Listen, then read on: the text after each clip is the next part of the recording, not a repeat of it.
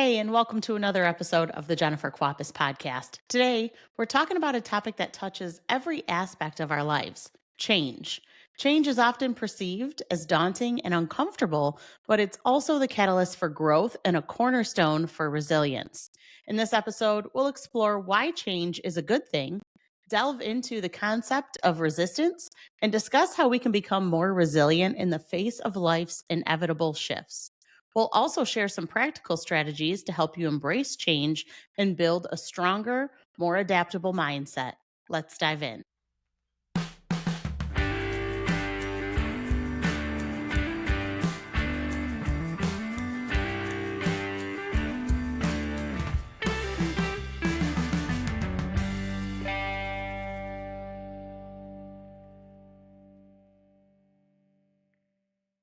Okay, that music is a total vibe, and I just need to take a moment to point out that it is an original and it was written and recorded by my little brother, Peter Geloso.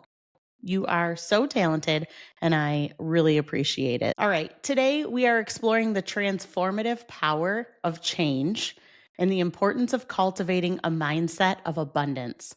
We'll delve into how thoughts and perspectives shape our reality and how the more we focus on blessings and opportunities, the more they flow into our lives. But before we go into all the details, I want to take a minute and just share a personal experience. So, my freshman year of college, I moved away into the dorms at a university. And in the second semester of being away at college, I went up north for a weekend to do some snowmobiling in northern Michigan. And I got into a brutal snowmobile accident, which I ended up with a broken femur and a broken arm. So, broken arm and leg on the same side of my body. It was pretty devastating. And it made me have to pack up my bags from my dorm, or rather, made my family have to go pack up my bags in my dorm and bring me back home and move me back into my parents' house, which was tragic because I had fought hard to get to move away to college and move out of my parents' house. Now, my mom was pretty supportive about it, but my dad had preferred that I would stay home at a local college to get my gen eds out of the way, which isn't a terrible suggestion, but it just wasn't the experience I wanted for college.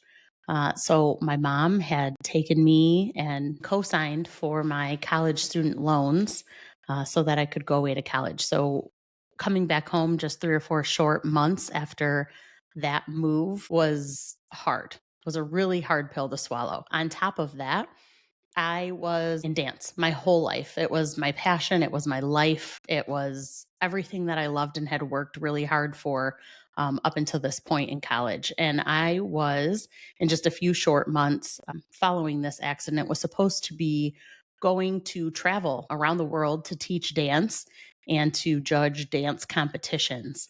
And seeing that I had completely broken my leg in half and my arm, that was no longer even remotely possible whatsoever. So, just to kind of back up, I am moved back into my parents' house. I no longer am going to be dancing in any way, shape, or form.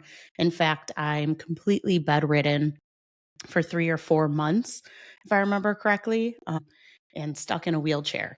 So there's a lot of rehabilitation that needs to happen. When I am actually able to get up out of bed, I am hobbling around with a cane because I can't use crutches due to the broken arm recovering as well.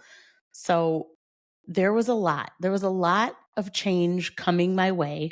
It felt like my entire life was crumbling around me. In addition to all of that, my boyfriend that I was with all through high school, now we were on again, off again, as probably most high school relationships that are immature are. But shortly after this accident and having to move back home, he also broke up with me. So literally felt like my entire world was coming apart and coming unglued. But to make this long, tragic story short, what I'm trying to get at here is that on the snowmobile accident, my now husband, Drew, was also with me when this all happened. And it is, in fact, what brought us close together. It started our relationship. And by relationship, it was just a friend relationship at the time. So, what felt like my world closing in on me, I would later find out was the universe and God's divine plan to lead me to Drew. So, you know, as we're going through talking about change, and I'm asking you to have a positive mindset and look at change and act on change, and this thought of having an abundant mindset at the forefront of life. I want to tell this story and share this story with you, as you probably have a transformative story like this of your own. But my point here is, when change can feel really heavy and like life is spinning out of control, I want you to remember that sometimes there's just a bigger plan that you're just not aware of yet. And in my case, it was exactly what led me to my husband. So there's that. Okay, so let's dive in to the power of an abundant mindset. And what I mean by having a mindset of abundance is viewing the world as full of possibilities and opportunities rather than limitations. I like the saying that the thoughts you give energy to are what you will attract into your life. It's about focusing on what you have rather than what you lack, because the more you focus on the things in your life that you're blessed with, the more time and energy you're likely to put into those things. And the more abundance of it you will have and then bring into your life. And also, quite the contrary, right? If you focus on the things you lack and put time and energy into the things that you're lacking or that you're missing, you're going to shift your mindset to be negative, and therefore you're going to attract more negative into your life. Have you ever noticed that when things aren't going well, or that there's a lot of bad, so to speak, around you, that it seems to come in waves, and it seems like you can't catch a break, one thing after another after another? I'm here to tell you it's because that's what you're looking for and that's what you're focusing on. But the good news is, if you can start to practice on focusing on all of the things around you that are blessings and that are good, then you will start to also attract more of those things into your life. I talk about practicing gratitude and writing down the things that you're thankful for. And that is a practice that I've incorporated into my daily routine. This is why, because when your mindset is shifted to focus on all of the things that are good and you're looking for things that are good, the more abundance is going to be attracted to come into your life. And I know what some of you may say right now, but Jennifer, I can't pay my bills. How am I supposed to shift my focus and be positive when I can't even pay my bills? And I hear you, and I've been there, and it is hard and it is tough. It's tough when you can't make your car payment, but you have a car, right? And there are people that don't have a vehicle. They're walking or they're taking the bus. So if we can stay calm and be level-headed and focus on all of the good things, like having a car and needing to make a car payment, well, then things don't seem as stressful anymore. Stay calm, stay level headed, look for the good, and find the lessons, and trust that you are exactly where you're meant to be. Now, attracting positivity. The thoughts and energy we put into the world have a way of coming back to us. When we focus on positivity, on gratitude, and blessings, we attract more of those things back into our lives. Ever heard of the law of attraction? The law of attraction states the energy and thoughts you project into the universe will attract similar energies and experiences back to you. By cultivating positive thoughts and focusing on abundance, you invite more good into your life. All right. So let's move on to embracing change with that abundant mindset. We want to reframe change. I want you to start to view change as an opportunity for growth and new blessings. Instead of seeing change as a disruption, view it as an opportunity for growth and new beginnings. Embrace the idea that each change brings new blessings and new possibilities. Think about, if you're a parent, that huge pivotal moment in your life of becoming a mom or becoming a dad. and the amount of change that came into your life. Now, that change was a little bit easier to adapt to because you knew it was coming, right?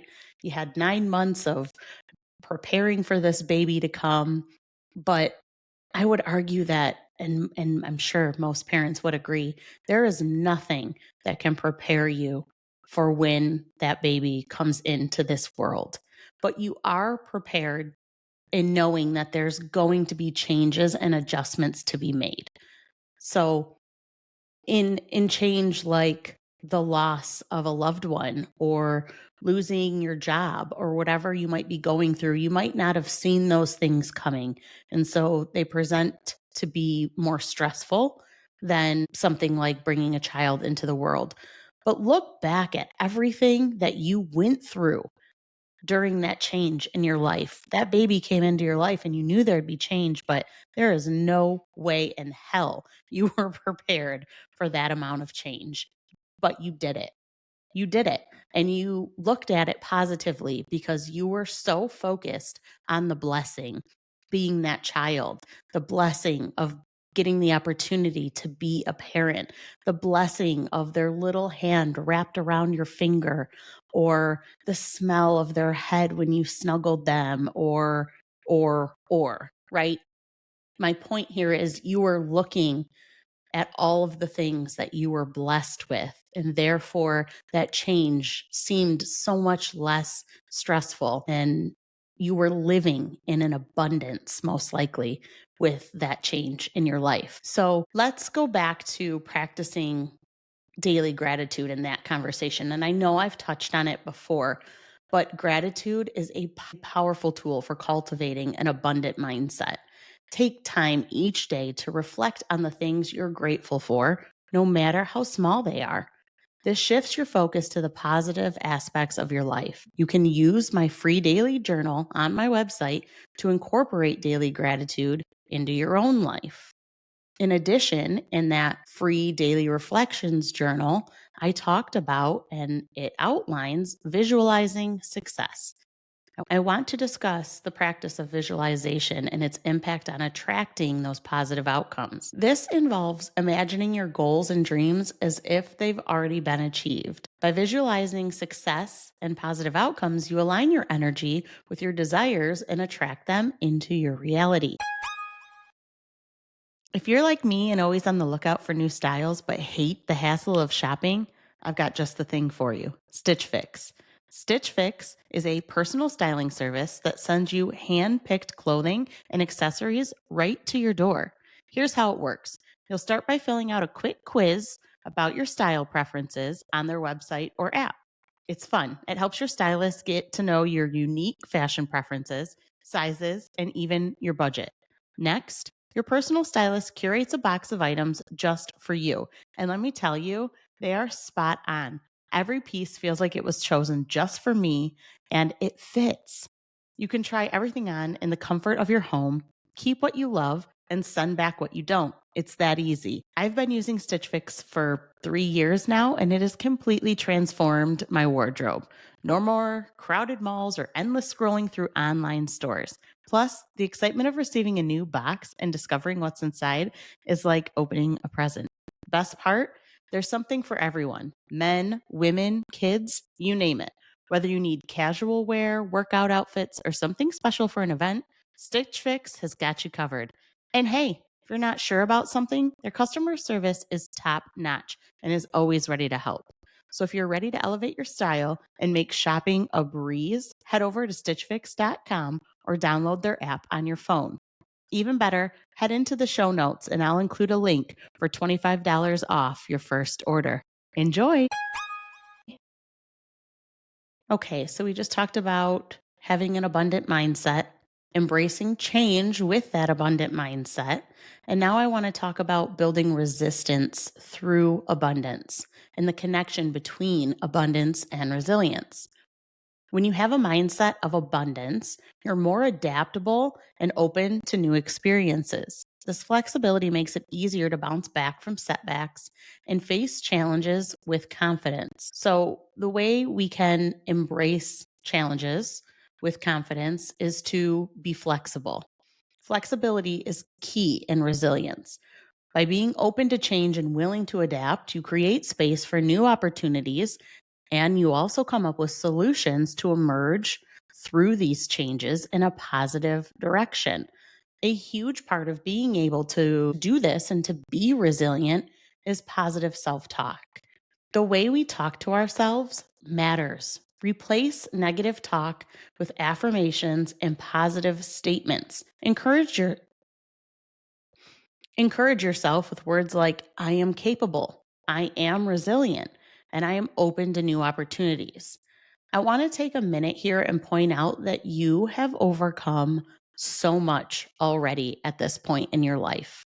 And if you feel like you haven't, it's only because you aren't paying attention. You need to celebrate your resilience and how far you have come. And if you need to, write it down. I'm serious, you guys. Write down all of the things that you have overcome and been through in your life: school, a career, your parents getting divorced, finding a spouse, becoming a parent, losing a friend, losing a parent, getting a divorce yourself, going through joint custody, you name it. At this point, most of you are probably around my age. I'm 38. There has been a lot of change and adversity that you have gone through in your life. So write it down, be aware of it, and feel empowered by it. Because why would your subconscious want to help you make change in your life if you don't even acknowledge when you do something good? If you only acknowledge the bad stuff, you only focus on being anxious or the chaos in your life, then your subconscious, the universe, is not going to help you get through change in a positive way. So by writing it down, recognizing it, and feeling proud of what you have overcome and what you have gone through in your life, this will help turn on your subconscious to recognize that, hey, here's another change. Here's how we've gone through it in the past. Here's what worked. Here's what didn't work. And here's what we're celebrating today, knowing what that change brought to our lives. In addition, it is crucially important that we cultivate supportive relationships. It is so important to surround yourself with positive, supportive people.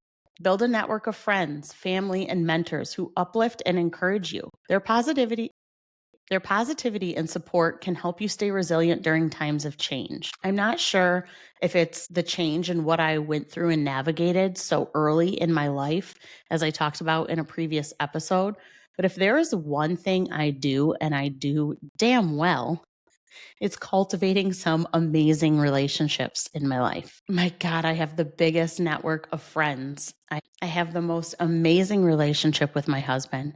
And if you're in my circle, I can certainly tell you, you know that you're in my circle because I love hard.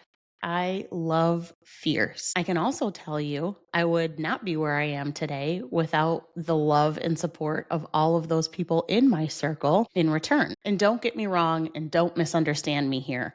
All of my relationships in my life have not always been perfect or without hiccups. They took work and time, but every single one of them are worth that time and effort that I have put into them. And if I have found that those relationships were not worth my time and energy and no longer worth it, you'll feel that too. Okay, so let's recap some key points I've discussed in this episode. Today, we've explored the power of an abundant mindset, the idea that our thoughts shape our reality, and how embracing change with positivity fosters resilience. I want to encourage you to focus on the blessings in your lives and approach change with an open heart.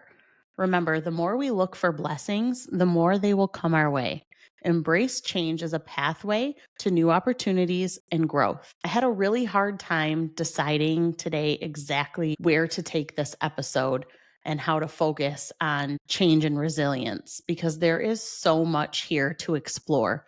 But one key takeaway I want you to get from this episode is to be empowered by what you have gone through and to practice gratitude so that you can attract more of life's blessings. Change is going to happen. We cannot stop change from happening, but we are in sole control of how we perceive it. Individually, we alone are in control of our thoughts. We cannot control the world around us. We cannot control losing a loved one, losing a job, or a global pandemic. But we can control how we digest and adapt to that change. Look for the lessons, look for the abundance, find how you are changing in the best of ways, and find inspiration in the details around you. If you found this episode helpful today, please do me a huge favor and share it with a friend, or take a screenshot of it and post it on social media. Or if you're tech savvy, post a link to the episode for others to listen to. I am not here to gain fans. I am here in doing this podcast to build a community and to help people become leaders. If you are here and you are listening to this, you are better off than 95% of the population. You are working on yourself, and that is so important. So, if there is someone else that can benefit from this message or that needs help refocusing their time and energy on themselves, on how to navigate change or a difficult situation in their life, I would so appreciate you sharing this in any way that you can with them. Until next time, live intentionally and purposefully. I love you, and I'll see you next time.